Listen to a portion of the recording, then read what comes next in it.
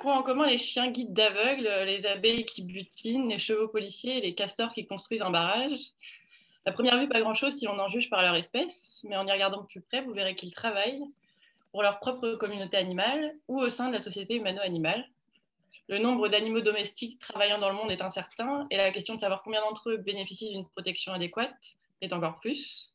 Certains pays ont inclus dans leur législation sur le bien-être animal des normes spécifiques relatives à la protection des animaux au travail, en particulier pour prévenir ou punir les actes de cruauté dans le travail demandé aux animaux, notamment en ce qui concerne des espèces comme les chevaux et les chiens. Cependant, l'état embryonnaire de la législation protégeant les animaux domestiques au travail, du travail et en dehors du travail semble insuffisant sur le plan qualitatif et quantitatif. La nécessité de réglementer le travail des animaux se pose donc dans la mesure où le droit perpétue l'idée d'une utilisation humaine de l'animal sans s'attaquer à l'exploitation de son travail et à sa réification, alors que le travail animal peut être un site d'instrumentalisation intense. Un changement de paradigme est nécessaire dans la mesure où le welfarisme est incapable de remettre en question le statut juridique des animaux jusqu'à présent, et de la non-pertinence, à mon avis, de mettre fin à toute relation avec les animaux domestiques. Je suis donc favorable à l'analyse fournie par certains auteurs qui proposent une troisième voie, au-delà de l'impasse perçue entre propriété et personne, résumée par des relations avec des droits. Pardon, Marine, est-ce que vous faites défiler vos diapositives là? Oui, ça va venir. J'en trouve ça va Pardon, venir. parce qu'on voyait toujours la même. Oui, c'est normal. C'est normal. Le droit des animaux qui travaillent dans la société est une question de justice sociale. Le mouvement ouvrier étant l'un des plus importants mouvements de justice sociale de notre époque et les animaux constituant le groupe de travailleurs le plus nombreux et le plus exploité, leur inclusion dans ce mouvement est nécessaire. L'une des premières idées à combattre est celle selon laquelle le travail est uniquement humain, afin de reconnaître les animaux comme des travailleurs et de mieux les protéger par la loi. Pour parvenir à un équilibre dans les relations entre l'humain et l'animal, il faut également s'assurer que les deux parties souhaitent réellement les relations qui s'établissent et en tirent mutuellement profit. Or, jusqu'à présent, on peut être sûr qu'elles ont surtout profité aux humains, au détriment des animaux domestiques qui ont surtout gagné leur survie sans recevoir grand-chose en retour de leur contribution. Mon objectif aujourd'hui est donc de démarginaliser les travailleurs animaux en reconnaissant leur appartenance en tant que membres de la société humano-animale, en leur offrant un statut et une protection juridique, tout en limitant les abus de pouvoir de l'homme sur les animaux domestiques qu'il emploie dans le monde. L'idée guidant cette recherche est la convergence plutôt que la concurrence des intérêts humains et animaux sur le lieu de travail, en raison de la convergence des risques et du manque de protection auxquels ils peuvent tous être confrontés, quelle que soit leur espèce. Ça demande une approche analogue, en raison de situations analogues, que je situe dans un cadre global de justice interespèces, c'est-à-dire la manière dont nous devrions interagir avec les autres espèces et repenser nos relations.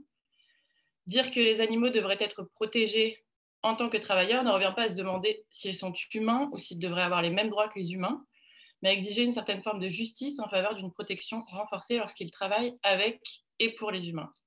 La relation de travail doit donc être bénéfique aux animaux. J'ai étudié la littérature sur le travail animal et les lois et politiques relatives au bien-être animal et au travail au niveau international, dans le but d'évaluer le statut juridique des animaux qui travaillent et leurs droits, ou à tout le moins les normes de protection dont ils pourraient bénéficier sur la base de la protection traditionnelle des travailleurs, malgré des arguments en faveur de leur reconnaissance en tant que travailleurs bénéficiant de droits. Il n'existe actuellement aucune proposition de réglementation en ce sens. J'aborderai donc les questions suivantes. Quelle définition juridique du travail des animaux domestiques devrait être adoptée aux fins de sa réglementation au niveau mondial? Quelle forme devrait prendre cette réglementation et quelles restrictions devraient être imposées à l'emploi d'animaux pour le travail afin d'éliminer les formes d'exploitation animale qui pourraient être abusivement qualifiées de travail? J'ancre ma réflexion sur le statut juridique des animaux dans le droit civil français, tout en m'appuyant sur le droit international du travail concernant les droits du travail des animaux. Et cet effort de recherche vise à déboucher sur une déclaration sur la personnalité juridique et les droits fondamentaux des travailleurs non humains. Je me limiterai à parler des animaux domestiques qui travaillent pour ou avec les humains, sans nier que les animaux sauvages travaillent aussi. Je les exclus délibérément du champ d'application de cette réglementation parce qu'ils ne sont pas destinés à être employés directement par les humains, malgré que les humains puissent bénéficier indirectement de leur travail. C'est une limite préliminaire pour établir que les animaux sauvages ne devraient pas travailler pour les humains, même s'ils sont encore détenus en captivité, ce qui devrait cesser. Mon but n'est pas non plus de démontrer que les animaux travaillent, À mon avis, ça a déjà été fermement établi. Mon but est simplement d'encourager la réglementation des relations de travail entre l'homme et l'animal. Et je considère le travail comme un tremplin vers la réalisation des droits des animaux et comme une porte ouverte à la compréhension que les droits doivent être désanctifiés et étendus à d'autres êtres sentients reconnus comme des sujets plutôt que des biens. J'aborderai donc dans un premier temps la conceptualisation du travail animal et je proposerai une définition juridique en vue de sa réglementation. Ensuite, je m'intéresserai à la situation des travailleurs animaux omniprésents dans la société, mais vulnérables, car ils ne bénéficient pas d'une protection cohérente. Tirer les conséquences d'une classe de travailleurs animaux dans la population active exige leur reconnaissance sociale, politique et juridique. La première étape de ce triptyque est une réforme juridique, dans la mesure où des restrictions doivent être imposées à l'emploi des animaux, pour le limiter à ce que j'appelle des formes vertueuses, susceptibles de renforcer une collaboration véritable entre les hommes et les animaux, d'être compatibles avec leurs intérêts fondamentaux et de promouvoir leur bien-être et leur intégration dans la société. Et dans un dernier temps, je conclurai sur les opportunités et les limites de l'appréhension du travailleur animal par le droit. Alors, le travail humano-animal commence à peine à retenir l'attention des juristes, des philosophes et des politologues. Il s'agit de dépasser la conception humaniste du travail et sa réglementation impliquerait nécessairement une définition et une délimitation juridique du travail des animaux. Alors, les humains ont volontairement omis que les animaux travaillent. Cette omission peut être attribuée à une tradition de séparation radicale entre ce qui serait humain ou culturel et ce qui serait animal ou naturel. Jusqu'à récemment, la philosophie et les sciences s'appuyaient sur la limitation de l'intelligence, du langage, des émotions, voire même de la souffrance aux humains, par opposition aux animaux considérés comme des machines biologiques. Comme le souligne Bachour, il ne s'agit pas d'un simple oubli, comme si Marx avait simplement oublié d'envisager la possibilité que les animaux travaillent. Marx a seulement nié qu'ils soient capables de produire de manière consciente, universelle, libre et coordonnée, en raison de la doctrine de la differentia specifica. Cette doctrine, elle consiste à investir de la valeur suprême tout ce qui est unique ou distinctif aux humains et à déprécier tout ce qui est considéré comme partagé avec les animaux. Selon Baratet, cette considération des animaux dépourvus de toutes les capacités réservées aux humains est une justification nécessaire pour transformer les animaux en machines de production. L'idée de l'exceptionnalisme humain a donc façonné les études du travail en excluant les animaux jusqu'à présent.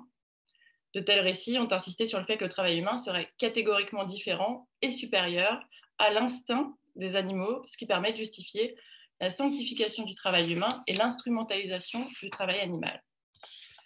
Cochrane affirme pourtant que les prétendues différences entre le travail humain et le travail animal sont de l'ordre du degré plutôt que de la nature. Les présupposés marxistes sur le travail des animaux et les présupposés humanistes envers les animaux en général doivent être déconstruits, tout comme de nombreux concepts, comme nous le suggère Baratet, doivent être désanthropisés parce qu'ils sont imprégnés de l'exceptionnalisme et du suprémacisme humain. La continuité entre l'homme et l'animal devrait enfin se refléter dans la loi qui régit la conduite de l'homme envers les animaux. Alors pour en revenir à la conceptualisation du travail animal, selon Colter, le travail peut être formel ou informel. Pourtant, on se concentre surtout sur les classifications formelles correspondant aux occupations qui sont attribuées aux animaux. Or, le fait de négliger le travail informel pose un problème, car on a souvent à l'esprit le travail physique que réalisent les animaux, en négligeant le travail émotionnel, de soutien et de soins, qui pourraient en fait être des emplois plus agréables pour les animaux. Cochrane s'est demandé également ce qui est un bon travail pour l'animal. Selon lui, l'idée que les animaux apprécient leur travail est monnaie courante, bien que des pratiques brutales et sources d'exploitation soient commises au nom du travail, ce qui mène les tenants de l'abolitionnisme notamment à considérer que la souffrance est une composante essentielle du travail des animaux. Pour autant, selon Cochrane, une forme de travail bon pour l'animal est possible, et cela consisterait en un travail qui contribue activement à son bien-être et à son épanouissement. Bien que le travail de l'humain ait été traditionnellement pensé comme plus sophistiqué, on peut postuler que le but premier recherché par le travail est celui de satisfaire ses besoins et ceux de sa communauté, tels qu'avoir un toit, de l'eau, de la nourriture, pouvoir se reposer, qualifié par Marx de coût de maintenance du travail, auquel j'ajouterais d'être en sécurité et en bonne santé. Alors pour réglementer la protection des travailleurs animaux au niveau international, une définition juridique est nécessaire. On doit clairement délimiter ce qu'est le travail animal, les conditions qui sont l'objet de régulation et quels animaux et activités seraient concernés. Certains auteurs, comme nous l'avons vu, ont réfléchi sur la signification du travail animal, offrant une base conceptuelle pour cette définition, laquelle devrait affirmer que le travail ne se limite pas à la production et ne s'envisage pas que sous l'aspect économique, mais recouvre également d'autres formes, et surtout, elle ne devrait laisser aucune place pour la transformation d'animaux en commodités. Aussi, le travail entre humains et non humains implique une collaboration interespèces qui met en lumière les animaux en tant qu'acteurs de ces relations de travail, bien qu'ils puissent être également victimes d'abus sur le lieu de travail. Ce paradigme encourage à rompre le lien d'appartenance unissant traditionnellement l'humain à l'animal, et je suggère donc de privilégier le terme d'emploi plutôt qu'utilisation d'animaux domestiques, car il emporte une connotation réifiante que je souhaite éviter. Il est nécessaire de bannir les formes de travail qui sont incapables de justice envers les animaux, incapables de leur être bénéfiques, pour promouvoir celles qui remplissent les critères du travail que j'appelle vertueux.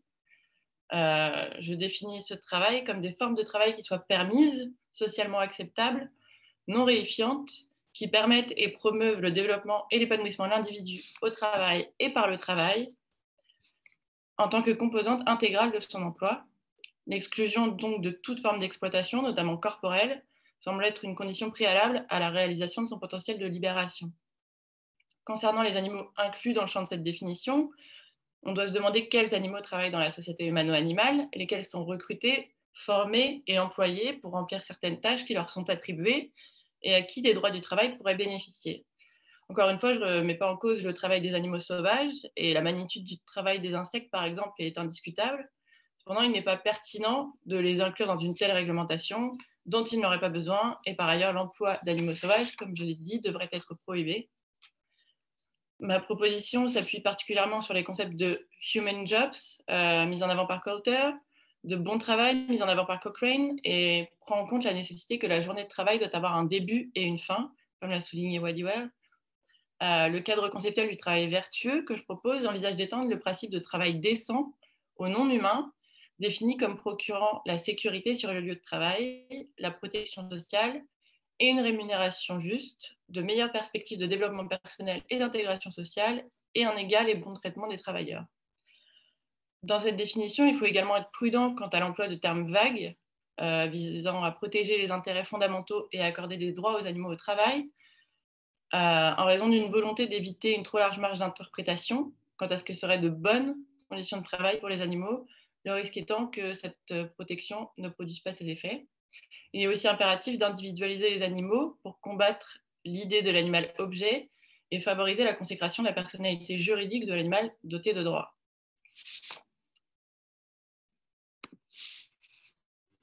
Alors, pour des raisons de temps, je ne vais peut-être pas lire l'intégralité de ma définition, mais si vous êtes intéressé, je peux vous envoyer le PowerPoint et ce sera également dans l'article que j'espère publier bientôt. Et on va passer. Ça se base sur les critères que j'ai définis et je pourrais vous envoyer le. Je serais ravie de partager le PowerPoint avec vous si vous souhaitez la lire. Je me base sur la définition du travail, les limites à ce travail et ensuite les conditions et l'environnement de travail de l'animal et des obligations de l'employeur humain. Alors, je souligne par rapport à cette définition qu'il est important de définir un âge légal à partir duquel l'animal peut travailler, en accord avec les impératifs biologiques de son espèce et la nature de l'emploi proposé, pour ne pas nuire à son développement. Ça peut consister à ce que l'animal ne puisse travailler qu'une fois atteint l'âge adulte, ce qui exclurait, même sans l'exclusion de principe que je pose, l'emploi de jeunes animaux à des fins de production et de recherche, tel que c'est majoritairement le cas. Aussi, un âge maximum de travail, autrement dit de retraite, devrait être proposé selon les mêmes critères, la carrière de l'individu devant avoir un début et une fin, tout comme sa journée de travail. Alors, les animaux domestiques sont des travailleurs indispensables dans de nombreuses activités que les humains ne seraient pas capables ou ne voudraient pas accomplir. On peut penser par exemple aux chiens renifleurs, ou seraient moins performants en le faisant seuls, les travailleurs animaux apportant une valeur ajoutée au travail. Leur invisibilisation, elle se manifeste par un manque de reconnaissance sociale et politique, mais surtout par une absence de reconnaissance juridique. Donc, parallèlement à la réglementation du travail animal, l'attribution de la personnalité juridique et d'un statut de travailleur animal apparaît essentielle, de même que l'attribution de droits du travail. Alors, le débat s'oriente désormais vers l'opportunité d'accorder une personnalité juridique et des droits fondamentaux aux animaux, alors que la Déclaration universelle des droits de l'animal stipulait déjà cette nécessité. Donc la question n'est pas nouvelle, même si les propositions et les litiges sont plus récents et se développent rapidement, témoignant d'une véritable dynamique internationale en ce sens. Si on considère le mouvement de personnification, de la nature qui s'opère à l'échelle mondiale, comment les animaux pourraient-ils être exclus du bénéfice de la personnalité juridique et des droits fondamentaux en tant qu'êtres sentients, si des entités naturelles non sentientes se voient accorder la personnalité et des droits, notamment ceux d'un être vivant? Les juridictions indiennes et latino-américaines ont été les plus actives et un certain nombre d'initiatives ont été couronnées de succès en vue de la reconnaissance d'un statut de personne physique non humaine pour certains individus, tels que Sandra l'orang-outan et Cecilia le chimpanzé en Argentine, ou Chucho l'ours en Colombie, des espèces telles que les dauphins ou même l'ensemble du royaume animal en Inde, tandis que le Non-Human Rights Project multiplie également les litiges aux États-Unis et à terme dans d'autres pays de common law en faveur de la reconnaissance de la personnalité juridique et de droits fondamentaux pour des individus animaux triés sur le volet sur la base de critères cognitifs afin de briser le mur juridique qui s'oppose encore à l'entrée des animaux comme personnes en droit. Alors, comme le note Rio, le droit est aujourd'hui confronté à l'évolution de la science et de nouvelles propositions juridiques visant à modifier le statut des animaux. La personne physique non humaine et le statut de travailleur animal comme sous-catégorie que je m'apprête à suggérer sont deux de ces propositions à la recherche d'une justice désormais orientée vers les autres espèces. La question de savoir si ces animaux doivent d'abord bénéficier du statut de travailleur et par là même, si cela signifie, précède ou suit l'accession au statut de personne juridique pour bénéficier des droits du travail, ou si l'attribution de droits du travail, y compris le droit d'être représenté, leur donnerait accès au statut de travailleur et de personne juridique par voie d'incidence, est une vaste question. Cependant, peu importe qui était là en premier, l'œuf ou la poule, les deux sont certainement tout aussi nécessaires et inextricablement liés. Les animaux doivent être reconnus comme des personnes juridiques pour bénéficier de droits. Or, les animaux sont privés de droit du travail, n'étant pas des personnes. Et on peut se demander quel sens donner à cette notion. Les notions de personne physique et juridique ne doivent pas être confondues avec la notion de personne humaine. Comme l'a souligné encore une fois Rio, pour beaucoup de personnes, il est encore difficile de concevoir les animaux comme des personnes juridiques, un statut qu'ils semblent croire attaché à la personne humaine, un a priori très tenace.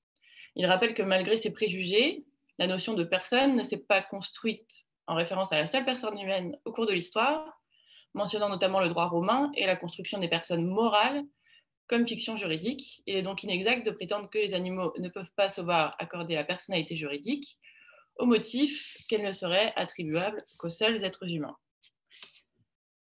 Le statut juridique définit le régime de protection spécifique dont les animaux bénéficient. C'est pourquoi il est souhaitable que ce régime soit réformé pour sortir de l'impasse actuelle d'un être sensible, encore soumis au régime des biens. Comme l'a souligné Rega, le législateur français, entre autres, a créé une nouvelle catégorie, les êtres sensibles, en extrayant les animaux de la catégorie juridique des biens, sans poser un régime spécifique.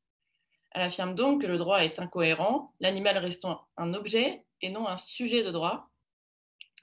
La sentience est le point central de la définition juridique de l'animal, ce qui ignore d'autres caractéristiques comme l'intelligence et la conscience, d'où la réponse de Rega et Rio à la déclaration de Cambridge sur la conscience animale, sous la forme de la déclaration de Toulon sur laquelle je m'appuie. Alors, en droit français et par extension dans les systèmes de droit civil qui ont accueilli le Code Napoléon, cette doctrine avant-gardiste est proposée. Le concept de personne physique non humaine aspire à s'inscrire toutefois dans la tradition du droit, en préservant la summa divisio entre les personnes et les choses. Cette nouvelle architecture consisterait en l'insertion d'un livre 1 bis dans le Code civil français, intitulé Personne physique non humaine. Le titre 1 de ce livre concernerait les animaux de compagnie. Le titre 2, les animaux liés à un fond, est réparti en 3 chapitres selon les 3 catégories identifiées par les auteurs: production, divertissement, expérimentation. Et le titre 3, les animaux sauvages. Donc les animaux liés à un fond seraient les animaux domestiques qui ont une utilité économique pour les humains. Les deux sous-catégories relatives aux animaux domestiques sont donc fondées sur le type de lien unissant les animaux de compagnie et les humains d'une part, l'affection, et les animaux liés à un fond et les humains d'autre part, l'intérêt économique. C'est pourquoi, en ce qui concerne les animaux domestiques, je considère qu'il est indispensable d'ajouter en lieu et place de la seconde sous-catégorie les travailleurs animaux, en proposant donc d'insérer le titre 2 du livre 1 bis proposé sur les travailleurs animaux, plaçant ainsi les animaux liés à un fond au titre 3 et les animaux sauvages, initialement concernés par le titre 3, sous un titre 4 supplémentaire. Alors, cette sous-catégorie supplémentaire de personnes physiques non humaines serait fondée sur la relation de travail, toujours sur un lien donc, unissant les humains et les animaux domestiques, qui n'est pas systématiquement présente dans le cas des animaux dits liés à un fond, alors que le travail n'est pas seulement appréciable en fonction d'intérêts économiques. Actuellement, la ligne tracée par le droit du travail et le système juridique en général est spéciste. Les animaux humains et non humains participent à la société humano-animale par leur travail, mais seuls les premiers ont droit à une protection, sur le seul critère de l'appartenance à l'espèce humaine. En outre, lorsque les animaux non humains sont protégés dans le cadre du travail, c'est en fonction de leur valeur instrumentale et patrimoniale, comme le montrent les normes de protection des animaux de travail. Dans les pays latino-américains, par exemple, animales de trabajo signifie littéralement animaux de travail et jamais travailleurs animaux. Et à regarder de plus près, et malgré l'insuffisante prise en compte du travail animal par le droit, je considère pourtant que par la domestication, le statut de travailleur animal est le plus ancien jamais créé par l'homme, sans jamais le consacrer. La domestication a en effet été, selon Porcher, l'insertion des animaux dans le travail animal. Ce statut n'est pas seulement symbolique, comme le souligne Cochrane, car le fait de ne pas être tenu en estime peut conduire à un traitement préjudiciable sur le lieu de travail. Elle est nécessaire en opposition à l'opinion selon laquelle les animaux sont de simples facteurs de production, des outils ou des ressources à déployer à des fins humaines, actuellement protégés et légitimés par la loi selon Blattner. Bien qu'il existe plusieurs options au niveau international, je préconiserais dans un premier temps, d'un point de vue stratégique, une déclaration sur la personnalité juridique et les droits fondamentaux des travailleurs non humains. Cette déclaration poserait comme principe la personnalité physique non humaine du travailleur animal, accédant à ce statut dans un article 1. Et l'article 2 fournirait la définition juridique délimitant les personnes non humaines couvertes et limitant la légalité de l'emploi d'individus animaux, d'espèces domestiques pour le travail à ses formes vertueuses. Enfin, les conditions de travail et les droits de ces animaux seraient alors déclinés. Cette déclaration aurait un caractère incitatif et viendrait compléter dans le domaine spécifique du travail animal la déclaration de Toulon. Alors, l'objectif de la protection des animaux au travail dépasse les normes minimales de soins et les devoirs des humains envers les animaux qu'ils détiennent. Il est bien sûr essentiel que les travailleurs animaux soient bien nourris et qu'ils disposent d'un abri, mais la relation de travail exige davantage que la subsistance, notamment l'enrichissement de leur vie au travail, mais aussi en dehors du travail. Cette continuité a été exprimée par Coulter et conceptualisée sous le terme de work-life. La question, les droits du travail sont-ils des droits de l'homme, a été posée, bien que la question que je pose soit différente. Si les droits du travail ne peuvent, par essence, appartenir qu'aux seuls êtres humains, je pense bien évidemment que non, puisque les droits appartiennent à quiconque nous sommes disposés à les accorder par le biais d'une construction juridique. Intuitivement, puisque le travail n'est pas exclusivement humain, on peut se demander comment les droits qui en découlent pourraient l'être, si ce n'est en vertu d'une lecture spéciste, donc discriminatoire. Et déductivement, les droits du travail sont les droits des travailleurs, indépendamment de l'espèce à laquelle ils appartiennent. Alors, si on peut supposer que les droits du travail pour les animaux seraient différents en termes de degré de ceux accordés aux humains, ils ne seraient pas si différents en nature. On les connaît déjà et on peut s'appuyer sur le cadre des droits du travail déjà existants, sans suggérer une équivalence entre la personne humaine et la personne non humaine, à savoir le droit à la santé, le droit au repos, le droit à une rémunération équitable, le droit à la sécurité au travail, le droit à la retraite, ainsi que l'absence de travail forcé et la liberté de représentation. Alors, je ne vais pas avoir le temps de détailler chacun d'entre eux aujourd'hui, mais on peut prendre l'exemple de droit embryonnaire déjà introduit dans la législation argentine de protection animale sous forme de devoir pour les employeurs humains. Son article 2 établit en effet des normes comparables à certains droits énoncés, comme par exemple le droit à la subsistance pour les animaux domestiques, le droit de ne pas être maltraité au travail, le droit à des heures de travail limitées, à des pauses et à du repos pour les animaux de travail, la nécessité d'adapter le travail aux capacités et aux limites de l'individu animal, le droit pour les animaux de ne pas travailler lorsqu'ils ne sont pas en mesure de le faire, tandis que le dopage est tout simplement interdit pour protéger leur santé. Cette protection, cependant, s'enverrait renforcée si un système plus sophistiqué était proposé au niveau international, afin de l'étendre à un plus grand nombre d'États et donc de travailleurs non humains, tout en amplifiant la portée des droits des travailleurs animaux en tant que tels et non comme de simples obligations. L'article 7, par exemple, de la Déclaration universelle des droits de l'animal, dans sa version de 1978, prévoyait déjà une limitation raisonnable de la durée et de l'intensité du travail des animaux, ainsi que leur droit à être bien nourris et à se reposer. La question de la rémunération, peut-être en nature travailleur animal, se pose également. Quelle qu'en soit la forme, les animaux devraient avoir droit à une forme de compensation pour le travail qu'ils fournissent, dépassant donc les obligations de soins. Car même en nature, cette rémunération de l'animal ne durerait qu'autant que sa carrière, ce qui pose la question de la valeur ajoutée pour l'animal.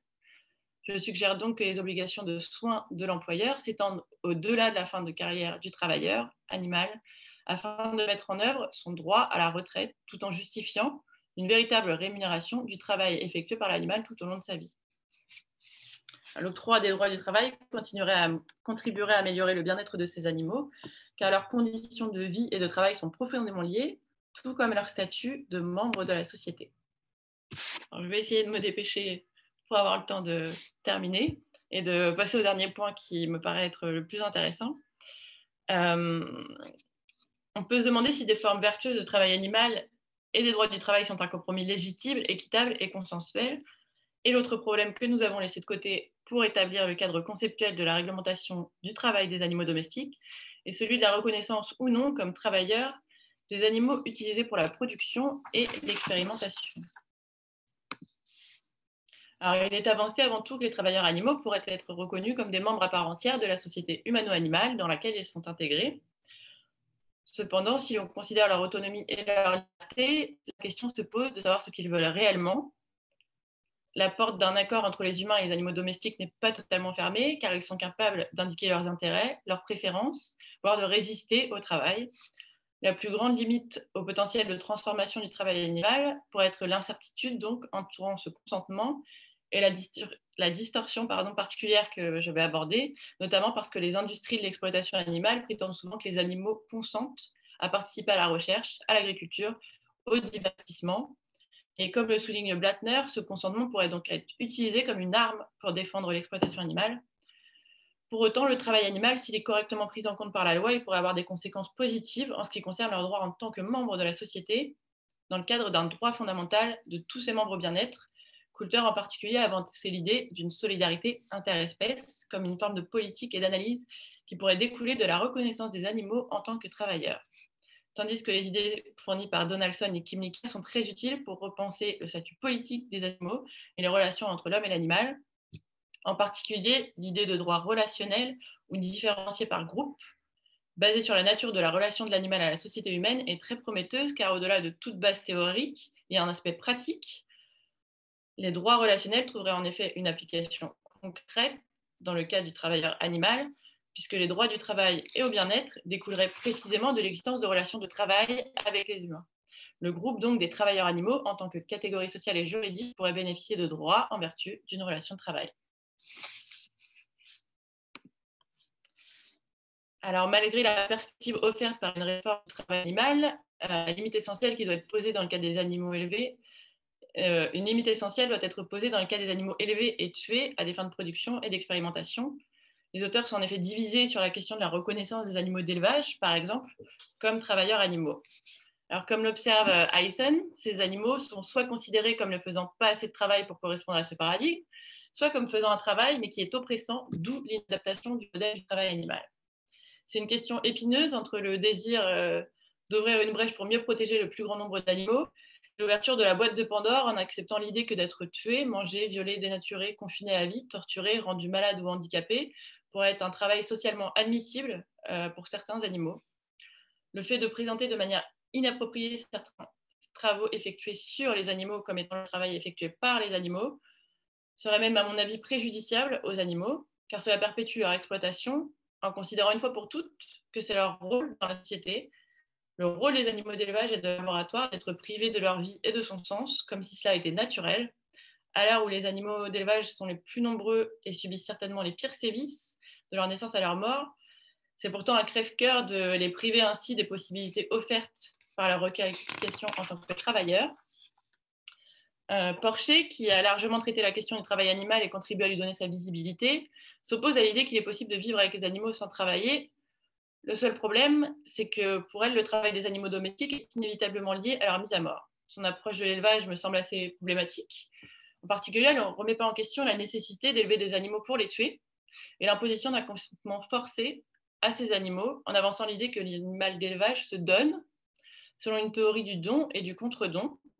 Il me semble au contraire que cela implique un principe de propriété totale sur la vie de l'animal, son corps, sa progéniture, jusqu'à ses fluides.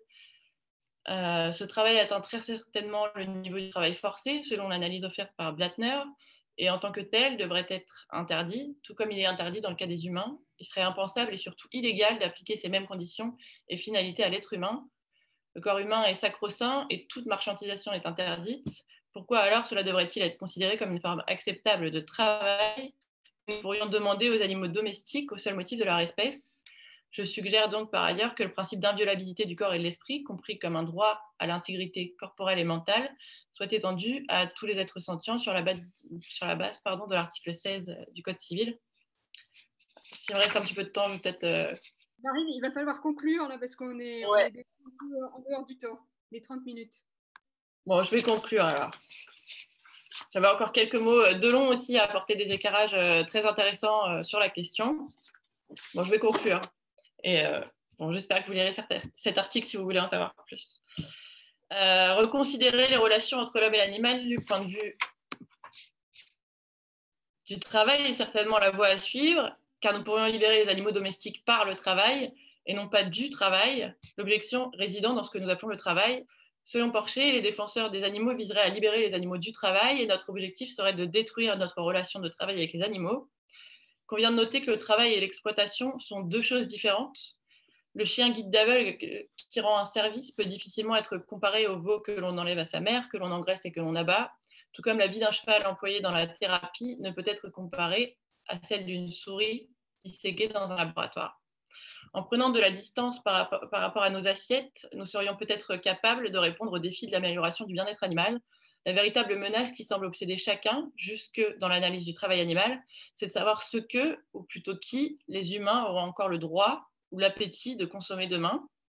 Il n'en reste pas moins certain, à côté des prétendus choix personnels sur la vie et la mort d'autrui, que la mort n'est guère un travail qui puisse être conçu comme un don de soi, sauf à nier la valeur intrinsèque et la dignité des animaux, les réduisant à des moyens au service des humains et jamais à des fins. Enfin, les travailleurs animaux se voient souvent attribuer un nom plutôt qu'un numéro comme dans les systèmes d'exploitation. Avoir un nom, être individualisé et individualisable dans la société me semble d'une grande importance, car les animaux ayant un nom, une fonction et un statut de travailleur pourraient devenir enfin des sujets aux yeux de la loi.